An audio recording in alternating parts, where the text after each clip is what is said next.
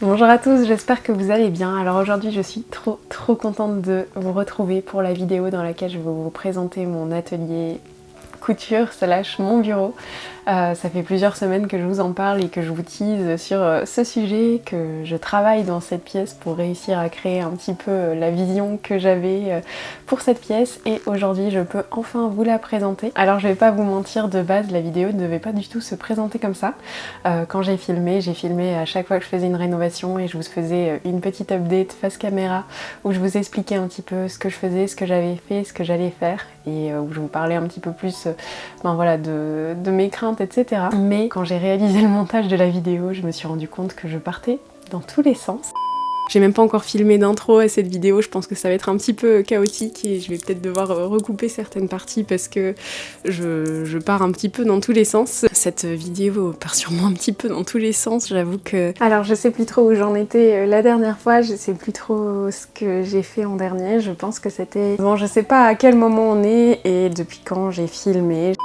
Et donc j'ai décidé de modifier un petit peu en vous racontant plutôt mon aventure dans la rénovation de cette pièce, en espérant que ça vous fasse une vidéo moins longue et un peu plus intéressante à regarder que moi qui divague et qui vous raconte énormément de choses pas toujours intéressantes. Donc voilà un petit peu comment ça va se passer, et on va pouvoir commencer tout de suite en vous montrant la pièce, à quoi elle ressemblait exactement avant.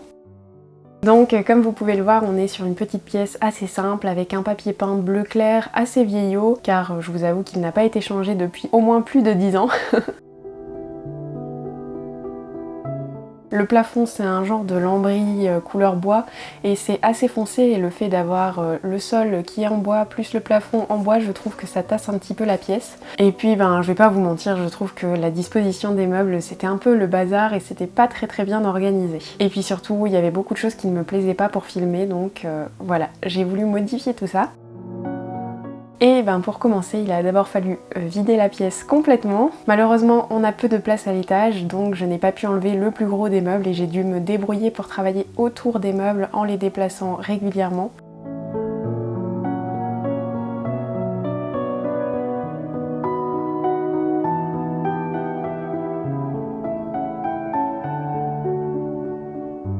Ensuite, une fois la pièce vide, la deuxième étape, ça a été de détapisser complètement les murs. Certains murs étaient assez faciles car le papier peint s'enlevait tout seul, et pour d'autres, je me suis aidée d'une détapisseuse.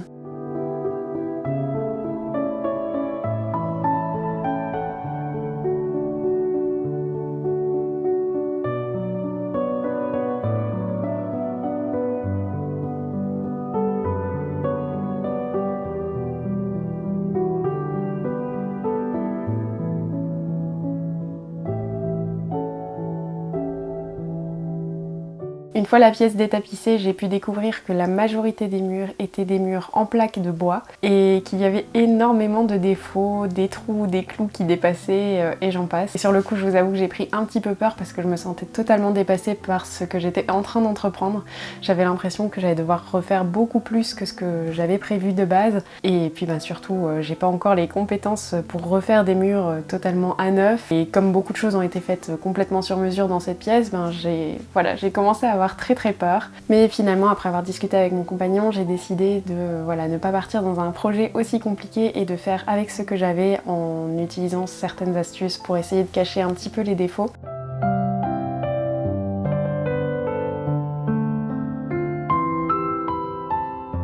Donc j'ai rebouché un maximum de trous avec de l'enduit et je me suis décidée à utiliser un papier peint spécial pour la rénovation. Donc c'est un papier peint assez épais qui permet de masquer un petit peu les imperfections à moindre coût, et peut-être qu'un jour on décidera de tout refaire, mais j'avoue que pour l'instant je n'ai ni les compétences ni les finances pour le faire. Et donc une fois cette décision prise, j'ai pu reboucher un maximum de trous avec de l'enduit.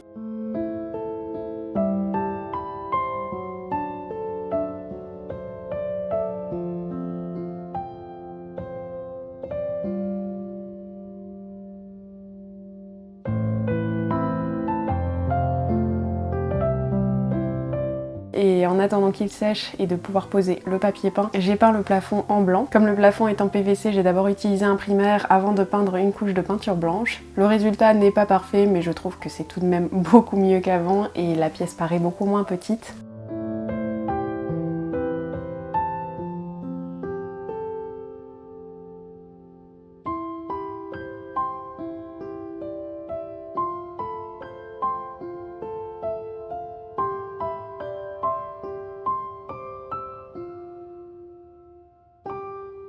Le lendemain, j'ai pu poncer les murs et les endroits où j'avais mis de l'enduit pour lisser le tout au maximum avant de pouvoir poser le papier peint de rénovation.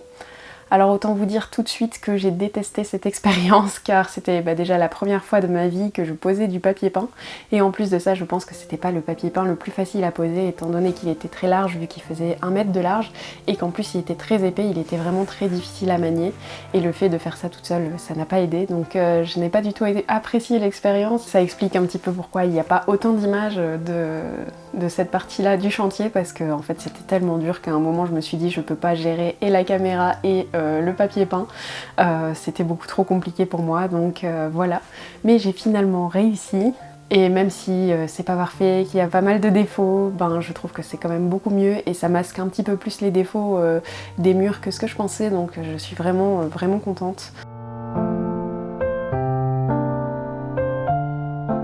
Ensuite, il y a un mur, c'est justement le mur qui est derrière moi, qui était vraiment assez particulier parce qu'il était composé de plusieurs épaisseurs de plaques de bois et donc il n'était pas du tout lisse. Et il était vraiment bizarre ce mur et il était du coup pas possible de le peindre parce que ça aurait de toute façon pas été très joli vu toutes les épaisseurs de bois.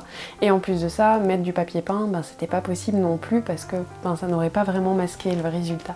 Donc après avoir un petit peu réfléchi, fait quelques plans, dessiné tout ça, j'ai décidé avec mon compagnon de tout enlever. Donc il m'a aidé pour tout enlever parce que moi j'avais pas la force de le faire et on a décidé de remplacer ça par du lambris que j'aurais peint ensuite avec une couleur assortie au papier peint et donc il a posé le lambris pendant que je coupais les planches et au final je regrette pas du tout mon choix, je trouve que c'est vraiment super beau, ça rajoute une touche de couleur dans la pièce, ça fait ce petit côté cottage que j'adore donc voilà, je trouve que ça ajoute un cachet à la pièce et voilà, c'était vraiment parfait.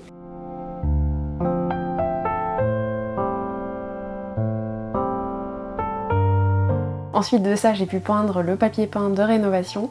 Donc sur les images, vous verrez pas une grande différence parce que j'ai utilisé un blanc coquille d'œuf et honnêtement, à part quand je l'avais sous les yeux, sinon je vois pas vraiment la différence. Mais voilà, j'essaye de me dire que ça rajoute un petit peu de chaleur à la pièce et que c'est pas plus mal non plus.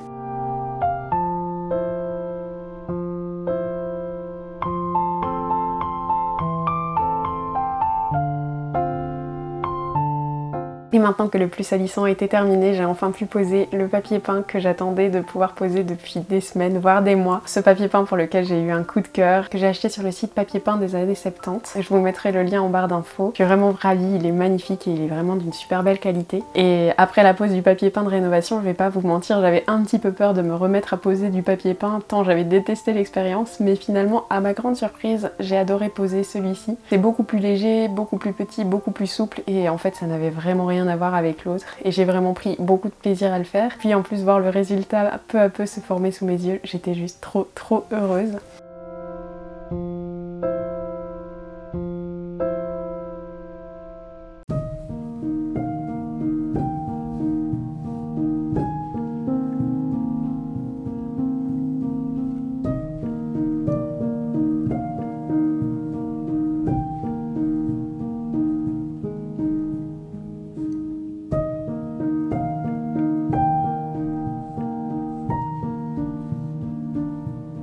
Et puis ça y est, le plus gros des travaux est terminé, donc j'ai enfin pu passer à l'étape du nettoyage et de la décoration. Donc je suis d'abord passée chez Ikea pour acheter certaines choses qui me manquaient et que je ne pouvais ou ne voulais pas acheter en seconde main. Je me suis donc acheté un joli miroir pour une 50aine d'euros que j'ai décidé de peindre en doré car je vous avoue que même en seconde main j'ai beaucoup de mal à trouver un miroir à moins de 100 euros et que j'avoue aussi que j'étais pas prête à mettre ce budget là dans un miroir. Ensuite j'ai peint mon pegboard que j'avais déjà depuis un moment et je l'ai peint dans la même couleur que le lambris pour que ça soit un petit peu plus joli dans la pièce. J'ai pu l'attacher au mur et remettre tous mes ustensiles de couture dessus et je suis vraiment ravie du résultat. Je trouve ça tellement pratique de tout avoir à portée de main.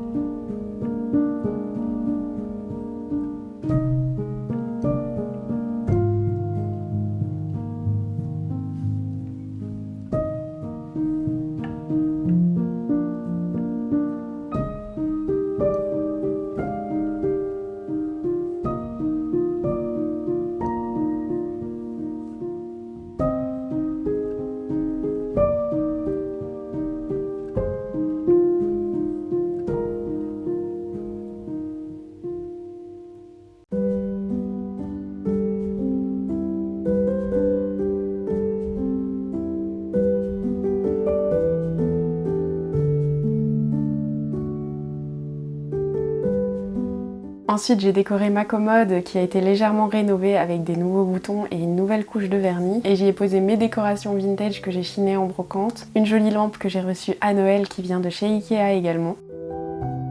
J'ai pu attacher un cadre au mur et un chapeau vintage et je vous avoue que j'adore le rendu même si c'est très simple.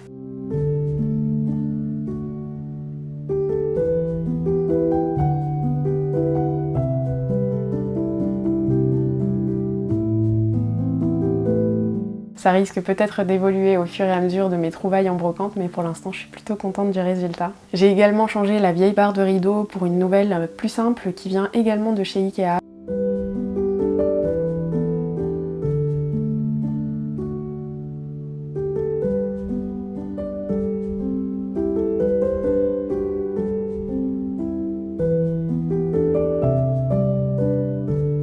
J'ai recoupé les rideaux pour qu'ils aient la bonne longueur et je trouve que ça rend la pièce encore plus chaleureuse.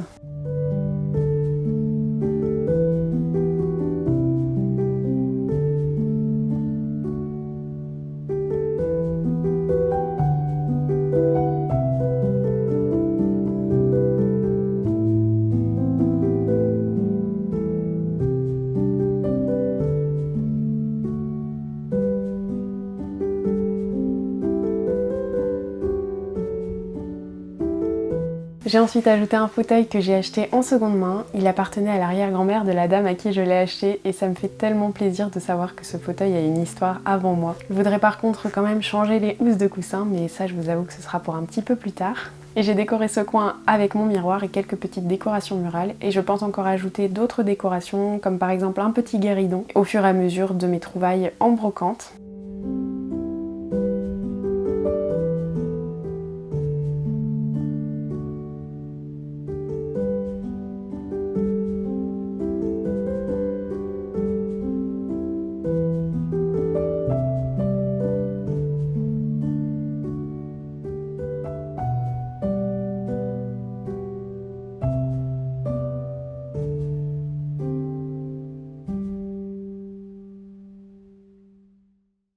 Ensuite on a le petit coin canapé lit pour que je puisse quand même accueillir des gens si jamais j'ai des invités qui veulent dormir à la maison. Mais ce coin sera aussi un petit peu modifié. J'ai envie de réaliser une nouvelle housse pour le canapé et aussi de réaliser des jolis coussins. Mais ça je pense peut-être le faire en vidéo avec vous à un autre moment. Et j'aimerais également décorer un peu plus ce coin là, mais j'avoue que je sèche encore un petit peu sur ce que je veux exactement. Donc je préfère attendre, voir un petit peu comment je vis dans cette pièce et qu'est-ce qui pourrait me manquer d'utile pour pas faire de choses trop vite et après me rendre compte que c'est pas ce qu'il y a de plus pratique. Mais voilà, je pense qu'on peut dire que cette pièce est terminée.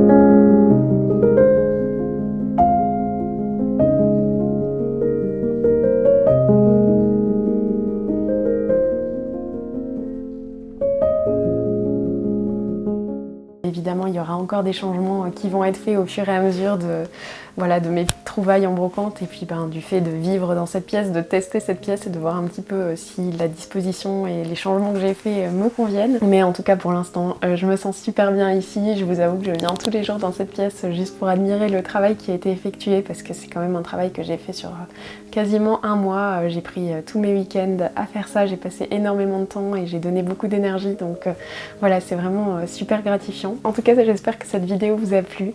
Moi j'ai vraiment hâte de me remettre à coudre dans cette pièce parce que pour l'instant j'ai juste fait mes rideaux, mais j'ai hâte de pouvoir voilà, laisser libre ma créativité ici et de créer voilà, de nouvelles choses dans cette pièce qui m'inspire et me ressemble beaucoup plus. Et puis j'espère que vous aimez ce nouveau décor que vous verrez certainement dans pas mal de vidéos. N'hésitez pas à me dire en commentaire ce que vous pensez, et puis si vous avez des petites idées pour le coin canapé, pour décorer les murs ou autres, n'hésitez pas à me les proposer en commentaire parce que ça pourra peut-être m'inspirer. Et puis pensez à liker la vidéo et à vous abonner pour ne manquer aucune autre vidéo. Je publie normalement chaque semaine. Puis en attendant la prochaine vidéo, moi je vous dis à très bientôt et je vous fais une tonne de bisous.